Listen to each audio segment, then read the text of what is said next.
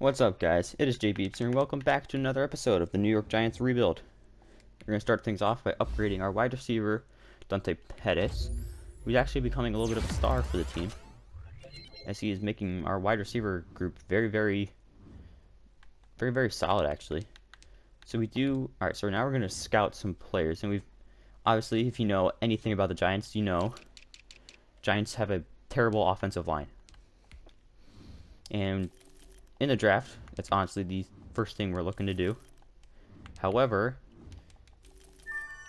it actually doesn't look like there's any good offensive linemen.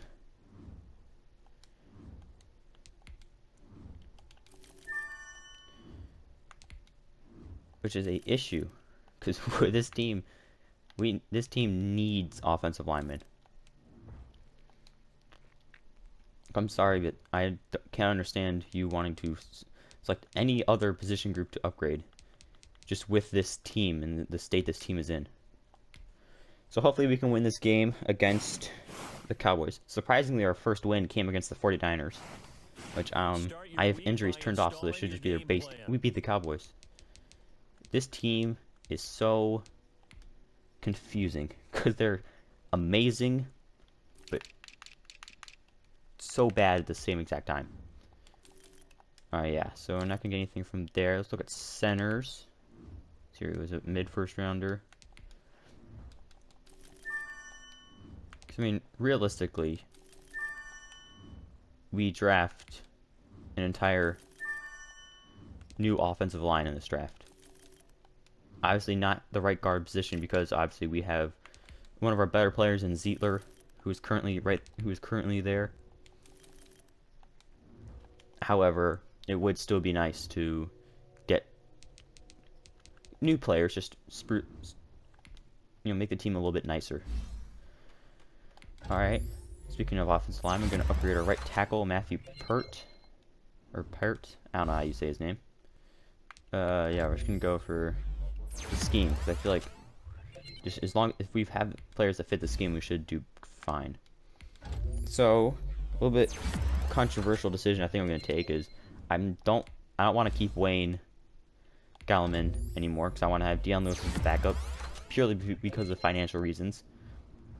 And I really don't think we need a backup for Saquon.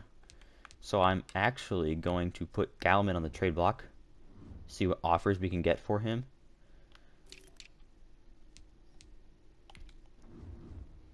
Because, I mean, realistically, we don't really need him.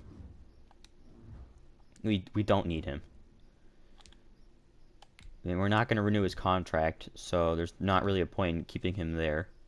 Alright, so because we re-signed Dion Lewis, so that's why we're not going to keep him. See, I'm kind of a little scared, and I think after like this next week, once we have like a full idea of what players we're going to be taking early, and we just know we aren't going to be taking defensive linemen, I'll probably re-sign those two to re-sign their contracts. Alright, we want to emphasize rest over preparation. Just because obviously we had a tough loss against Washington. But I want to make sure that we're not going to draft players and then sign star players to be in their place and just delay everything and put everything back financially. So that's really just what I'm trying to avoid. Alright, Sterling Shepard is going to return from injury. He was out for a couple of weeks, actually, which I think is another thing that definitely did not help the team's chances. Because even though we have a very good all-around wide receiving group, it would still be nice to have our starters playing. So our center, Nick Gates, is just able to get upgraded. Alright, let's see what we can do here. Our defensive tackle, Austin Johnson.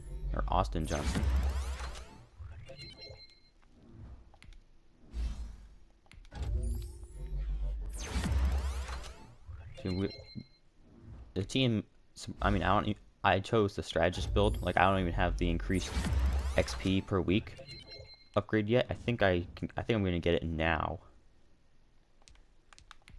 But I mean, team's progressing. I mean, we're already up to an 80 overall. Yeah, I want to get this upgrade. So how much does that leave me with? 1250. I don't think. Ooh, O-line. Oh, never mind. Same numbers, different order. Big difference. Alright, so scouting those college players. So is it him? That's the early first rounder. Yep. So there's Hugh Boss, the potential next great. I actually think will. Yeah. So he's not going to be that good. I don't think any of these other guys were early first rounders. I think they're all mid or Calvin Duval. You know, I don't want to take him because I mean we already have a good defensive line. So the offensive line is actually a little not that promising. So we'll look at QBs. Because as great as Danny Dimes is, if we can find a nice solid backup for him, which I don't think we're gonna do, but we're just gonna draft all these quarterbacks anyway, just because. I mean, even if down the road it just helps to have this information about the players. Yeah. Alright, so if we're taking a QB, it has to be the first round because the rest of the QBs are not good.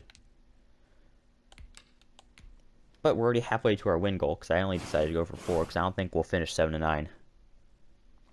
I think we'll probably be like 5-11.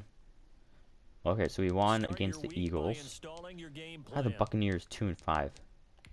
We'll have to check the injury report. Brady must be hurt. Good. Just got a bunch of XP for the O-line. Yeah, they have Levante David. Now let's disregard him.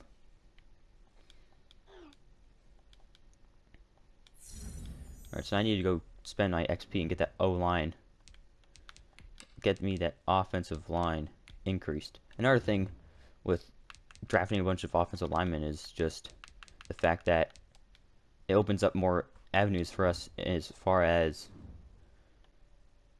youth goes. Like if these players are progressing much quicker than normal, then it won't really matter how good they start off as because they'll just continue to evolve. And thankfully, Blake Martinez is now increasing. He's a very solid player and a very important player for the offense or defense. And if Blake Martinez can play offense and defense, I wouldn't mind.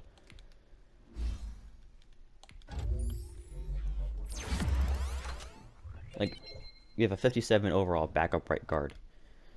I would like for that to be much higher. But at the same time, we don't really need a backup right guard that much. Okay, yeah, we need to check the injury report for the Bucs because Brady has to be hurt. There's no way that they're this bad. Really, no injuries. Or Brady must have been hurt before this and now he's healthy. There's no way the Buccaneers are 2-5. Like, I'm sorry, but it's just not possible.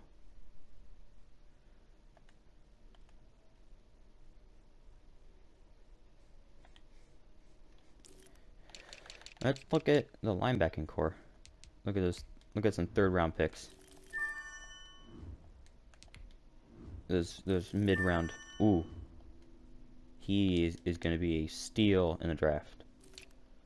If he's still there if we can still get him when he's there. Probably be a good 4th-round pick, or depending on how early we pick in the 5th. We're seriously not going to get any good middle linebackers out of this draft class. Alright, so obviously we're not going to be taking any defensive linemen in the first couple of rounds. We'll just start negotiating these contracts. We'll just give them the base offer. Alright, keep Williams, and let's see what Tomlinson wants. I mean, we still got plenty of cap room. Contract length works, but that's about it. Okay. Okay, fair enough. I'm expecting us to get our doors blown off. Because Buccaneers should just slam us to the ground. Yeah, I lost. Expected. That was expected. Yep. I know, I know, I know. X Factor D end. Yeah, Chase Young. Yeah, we gotta disregard him because I mean, offensive line is just not there.